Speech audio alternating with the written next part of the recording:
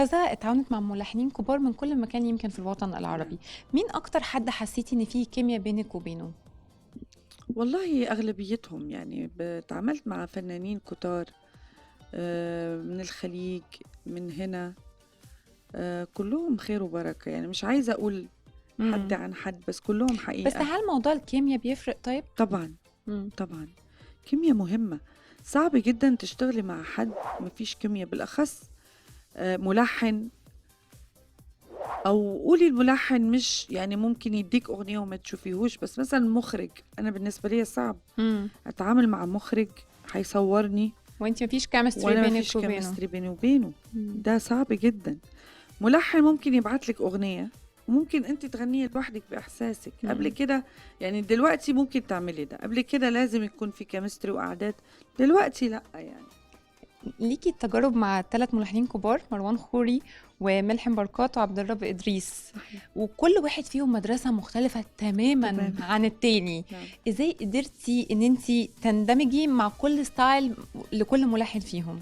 شوفي انا بحب الفن جدا، وانا انسانه ثقافاتي متنوعه، يعني بين المشرق والمغرب. سافرت كتير. بحب اسمع اجنبي جدا. بحب الموسيقى مثل ما قلت قبل كده.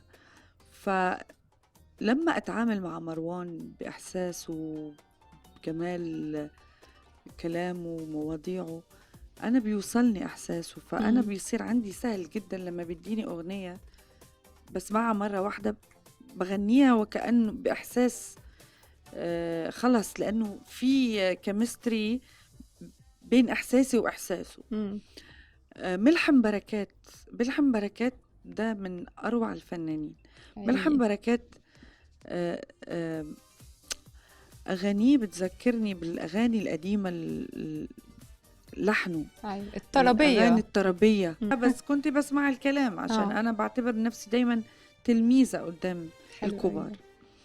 وعبد الرب إدريس، إدريس اه. يعني من أهم الفنانين بالخليج.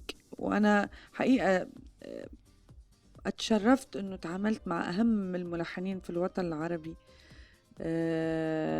تعاملت مع كمان استاذ صلاح الشرنوبي في اغنيه وطنيه للوطن العربي، يعني مم. كنا اكثر من فنان. فيعني ده حاجات انا بتسرني، عشان ده يعني انه هم مأمنين بصوتي وانه انا بقدر اغني اكتر من صح، من ستايل. ستايل. ما فكرتيش ابدا تلحني لنفسك؟ لا. ما عنديش الموهبه دي. اشترك في باقات واتشت الشهرية بتبدأ من 14 جنيه و99 قرش، وباقات سنوية تبدأ من 150 جنيه.